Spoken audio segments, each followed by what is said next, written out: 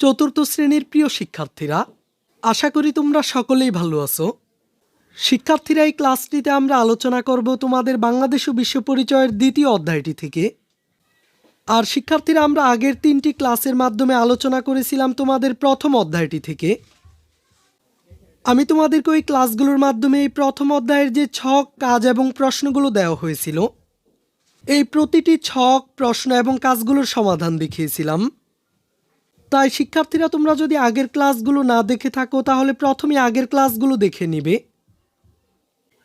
আমরা এই ক্লাসে আলোচনা করব তোমাদের দ্বিতীয় অধ্যায়টি থেকে। এই দ্বিতীয় অধ্যায়ের বিষয়বস্তু হলো ধর্মীয় সম্প্রীতি। আমি শুধুমাত্র এই ক্লাসটির মাধ্যমে এই অধ্যায়টির প্রথম পাঠ থেকে আলোচনা করব। আর তোমাদেরকে এই প্রথম পাঠ থেকে যে কাজ, ছক এবং প্রশ্নগুলো দেওয়া হয়েছে, এই কাজ, ছক এবং প্রশ্নগুলোর সমাধান দেখিয়ে দিব। তাই ভিডিওটি না টেনে সম্পূর্ণ ক্লাসটি মনোযোগ সহকারে দেখতে থাকো। এই পাঠ 1-এর বিষয়বস্তু হলো ধর্ম ও ধর্মীয় সম্প্রীতি। আমাদেরকে এখানে প্রথমেই 4টি আলাদা আলাদা ছবি দেওয়া হয়েছে। আর আমরা এই প্রথম ছবিতে দেখতে পাচ্ছি মুসল্লিরা মসজিদে নামাজ পড়ছেন। তার মানে এই ছবিটির মাধ্যমে ইসলাম ধর্মের একটি রীতিকে তুলে ধরা হয়েছে। আর আমরা এই দ্বিতীয় ছবিতে দেখতে পাচ্ছি একটি প্রতিমার সামনে দাঁড়িয়ে দুজন পূজা করছে। তার মানে এখানে এই দ্বিতীয় ছবিটির মাধ্যমে হিন্দু ধর্মীয় রীতিকে তুলে ধরা হয়েছে।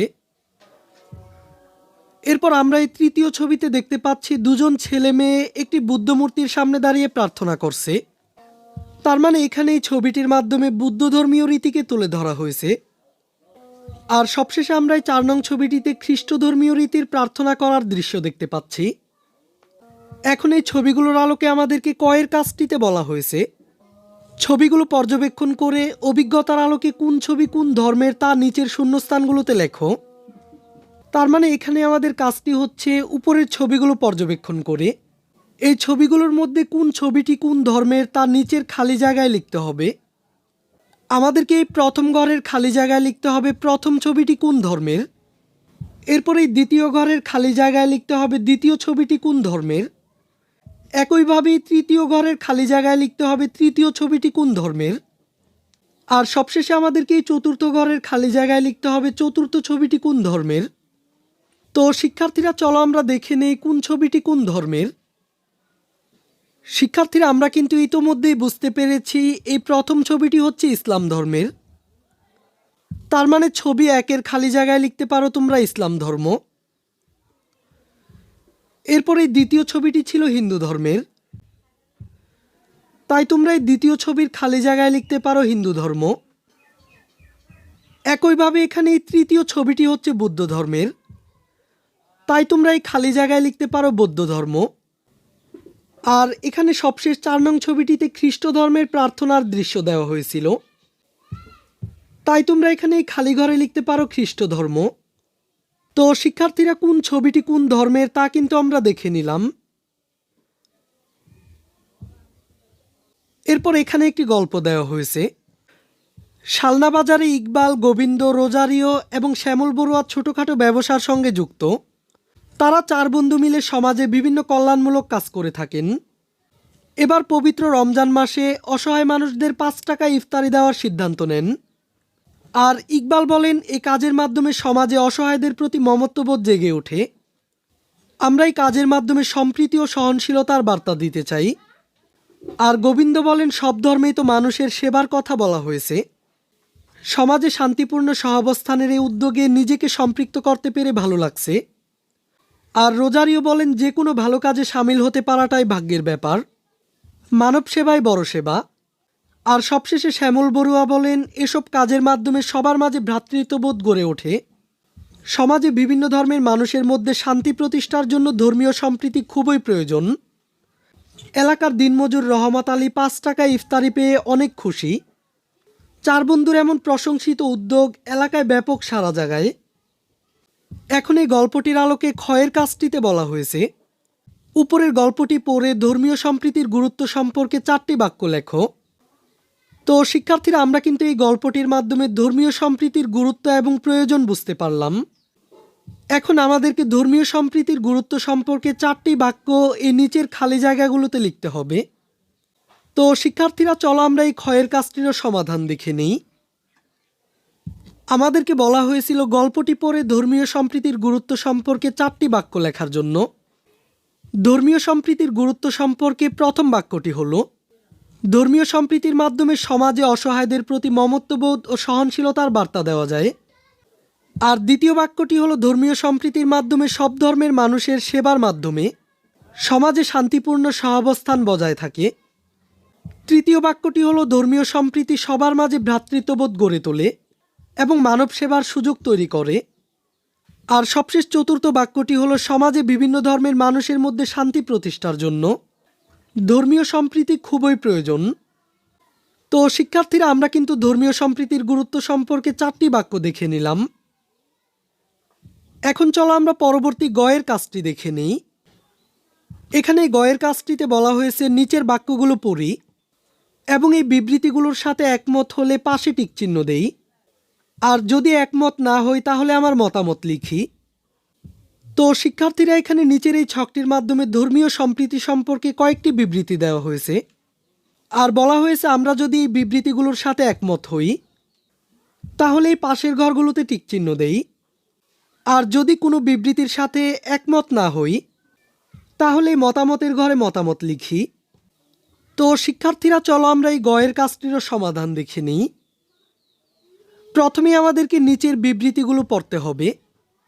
এরপর আমরা যদি এই বিবৃতিগুলোর সাথে একমত হই তাহলে পাশের ঘরে টিক চিহ্ন দেই, আর যদি আমরা এখানে কোনো একটি বিবৃতির সাথে একমত না হই তাহলে মতামত লিখি।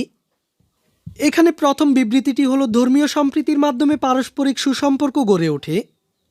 শিক্ষার্থীরা, আমরা কিন্তু জানি যে ধর্মীয় সম্প্রীতির মাধ্যমে পারস্পরিক সুসম্পর্ক গড়ে ওঠে। তার মানে আমরা কিন্তু এই বিবৃতিটির সাথে একমত হতে পারি। আর যেহেতু আমরা এই বিবৃতিটির সাথে একমত, তাহলে এখানে কোনো মতামত লেখার প্রয়োজন নেই।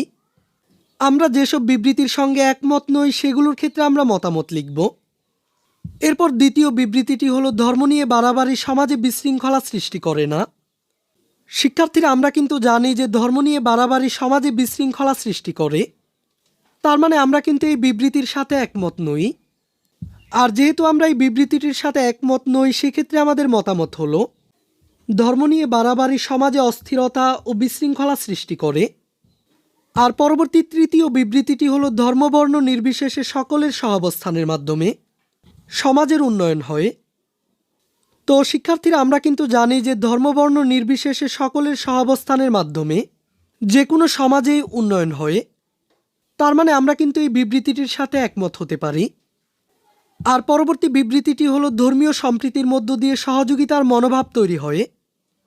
তো এটাও কিন্তু আমরা জানি যে ধর্মীয় সম্প্রীতির মধ্য দিয়ে সহযোগিতার মনোভাব তৈরি হয়। তাই আমরা এই বিবৃতিটির সাথেও একমত হতে পারি। আর সবশেষ 5 নং বিবৃতিটি হলো, সমাজে শান্তিপূর্ণ পরিবেশ গড়ে তুলতে ধর্মীয় সম্প্রীতি গুরুত্বপূর্ণ নয়। শিক্ষার্থীরা, ধর্মীয় সম্প্রীতি ছাড়া কিন্তু সমাজে শান্তিপূর্ণ পরিবেশ গড়ে তোলা সম্ভব নয়। তাই আমরা এই বিবৃতিটির সাথে একমত নই। আর যেহেতু আমরা এই বিবৃতির সাথে একমত নই, সেক্ষেত্রে আমাদের মতামত হলো, সমাজে শান্তি ও শৃঙ্খলা বজায় রাখতে ধর্মীয় সম্প্রীতি খুবই গুরুত্বপূর্ণ। তো শিক্ষার্থীরা, আমরা কিন্তু এই গয়ের কাজটিরও সমাধান দেখে ফেললাম। এরপর বলা হয়েছে, সমাজে বিভিন্ন ধর্মের মানুষ মিলেমিশে বসবাস করে। কেউ আমাদের প্রতিবেশী, কেউ বা সহপাঠী ও বন্ধুবান্ধব। বিভিন্ন কাজের মাধ্যমে সকলের সাথে ধর্মীয় সম্প্রীতি গড়ে ওঠে। ধর্মীয় সম্প্রীতি গড়ে তোলার জন্য রিদিশা, তিশা, রূপা, আরিশা, আকাশ, কুসুম, রেহান, ইহান ও অ্যান্থনি নিম্নলিখিত কাজগুলো করে থাকে। তো শিক্ষার্থীরা, চলো আমরা তাদের কাজগুলো দেখে নিই। রিদিশা ও তিশা একে অন্যকে সহযোগিতা করে। এরপর রূপা বিভিন্ন সামাজিক অনুষ্ঠানে অন্যদের আমন্ত্রণ জানায়। আরিশা সকল ধর্মের প্রতি শ্রদ্ধা প্রদর্শন করে। এরপর আকাশ সকলের বিপদে আপদে সাহায্য করে। কুসুম কারো ধর্মীয় অনুষ্ঠান নিয়ে বিদ্রূপ করে না। এরপর রেহান সমাজে বিভিন্ন অনুষ্ঠানে অংশগ্রহণ করে। আর ইহান সকলের সাথে মিলেমিশে থাকে। আর সবশেষে রয়েছে অ্যান্থনি, সবসময় প্রতিবেশীর খোঁজখবর নেয়। এখন চলো আমরা এই বিবৃতিগুলোর আলোকে ঘয়ের কাজটি দেখে নিই। এখানে ঘয়ের কাজটিতে বলা হয়েছে, উপরের বিবৃতিগুলো পড়ে ধর্মীয় সম্প্রীতি রক্ষায় আমি কি করব তার তালিকা তৈরি করি। আমরা কিন্তু উপরের কাজগুলো থেকে ধর্মীয় সম্প্রীতি রক্ষার বিভিন্ন উদাহরণ জেনে নিলাম। এখন আমাদের কাজটি হচ্ছে ধর্মীয় সম্প্রীতি রক্ষায় আমি কি করব তার তালিকা তৈরি করা। তার মানে আমাদেরকে এই খালি ঘরগুলোতে লিখতে হবে ধর্মীয় সম্প্রীতি রক্ষায় আমি যা করব। যেমন এখানে আমাদেরকে একটি উদাহরণ দেওয়া হয়েছে। এটি হচ্ছে ধর্মীয় সম্প্রীতি রক্ষায় আমি সকল ধর্মের প্রতি শ্রদ্ধা পোষণ করব। একইভাবে ধর্মীয় সম্প্রীতি রক্ষায় আমরা আর কি কি করতে পারি তা আমাদেরকে এই খালি ঘরগুলোতে লিখতে হবে। তো শিক্ষার্থীরা, চলো আমরা এই ঘরের কাজটিরও সমাধান দেখে নিই।